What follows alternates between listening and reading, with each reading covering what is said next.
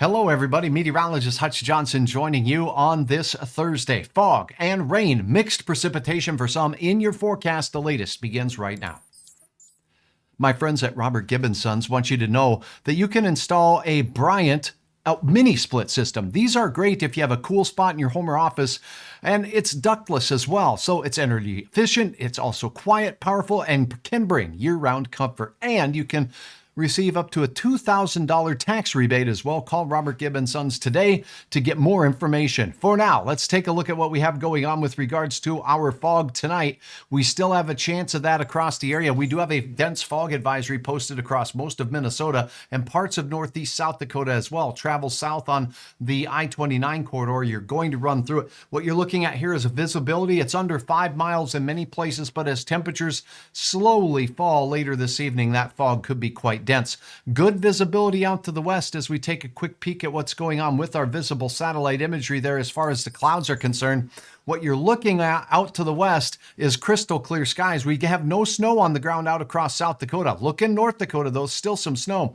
Clouds building out to the west. This is some low clouds and fog that have been stapled into the region for the better part of the day. Notice if you're in the Devil's Lake area, this bright spot, the skies are clear, but that's anything but true in Fargo, Grand Forks, and parts of northwest Minnesota. So what's our forecast look like? I know. Let's go ahead and talk about it in your hour-by-hour forecast as we zoom into our neck of the woods. Now, a couple things to know. We're going to go over this fog forecast first, and we're going to talk about tomorrow's chance of mixed bag of tricks and who might have the best chance at seeing just a little bit in the way of precipitation. Here's where the dense fog will be most likely, where you see the red colors, but where it's pink here, that's reduced visibility as well as we go through the overnight hours. So keep that in mind as we go through. It really expands as temperatures slowly fall down to the dew point. That's what makes dew. That's what makes fog.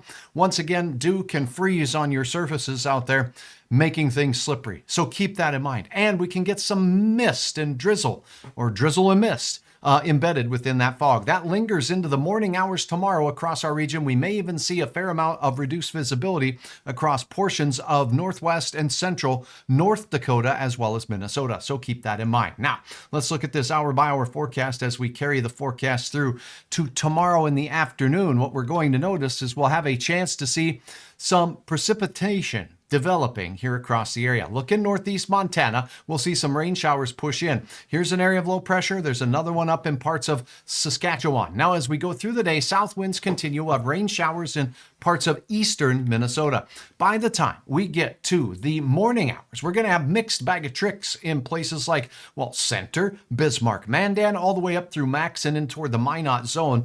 That pink area there could be some freezing drizzle. Colder temperatures at the surface are going to form where we have the clear skies. So keep that in mind.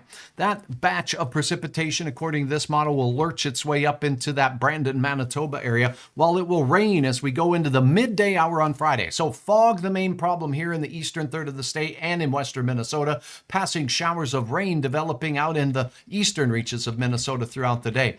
Could we see some precipitation here? You betcha. It'll be light, it'll be spits and drizzle, and temperatures will be as warm as they've been over the last few days. Keep that in mind that you may run into some slippery conditions up north where temperatures will be just a pinch cooler. So let's take a look at your forecast temperatures, shall we, as we are adventuring through. Here is your morning forecast as we look at the details. Notice that the coolest weather will be in the central Dakotas, 20s there. So as that precipitation by daybreak moves into the central part of the Dakotas with a temperature in Bismarck and Minot in the 20s, we could have some icy roads out there. Travelers east and west on Interstate 94 or Highway 2, keep in mind. That includes Highway 200 as well.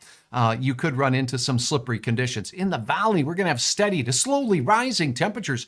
We could be in the low 30s to mid 30s in our southern valley counties there, as this south wind will keep us soupy for sure. Fog in spots, it will be dense, and there could be some spits here and there as well. The coldest weather up in northern parts of Minnesota, northwest Minnesota, where we'll see 30 degrees in places like Kennedy and the Kitson County area. I'm still expecting only 20s up here where we have more snow on the ground, and 34 degrees degrees for your friends in Baudette as we look at Bemidji, 35, 36 in Brainerd. Now, as we go into your afternoon, expect temperatures there to generally reap the benefits of the warm-up. We will see 40 degrees or close to it here in the Fargo-Moorhead area. Same thing for Fergus Falls. Mid-30s in Thief River Falls at 36. Bemidji, 38. Warroad, and for your friends in the Baudette area, mid-30s for you. It will be cooler in the deeper snow in places like Langdon, Walhalla, and possibly Cavalier as well. Out to the west, the heat is on in the Black Hills and, well, the central portions of South Dakota. Winds will be from the south generally at about 10 to 15 miles per hour with a few gusts higher than that. Finishing with a look at your 7-day forecast, fog, and then after that, that spitting system that works its way through, mainly through Minnesota as we go through our Saturday morning, will be out of here. We'll still have some fog potential. Temperatures still well above average and nearly steady throughout Saturday.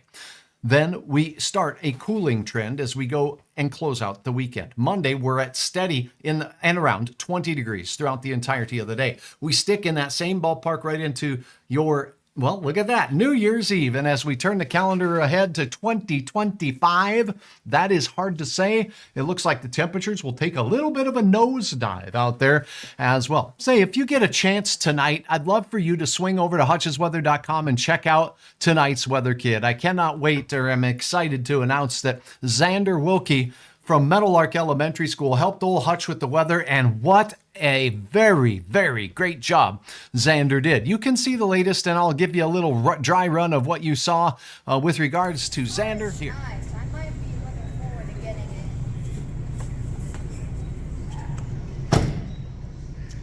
it. Hey, Xander. Hi.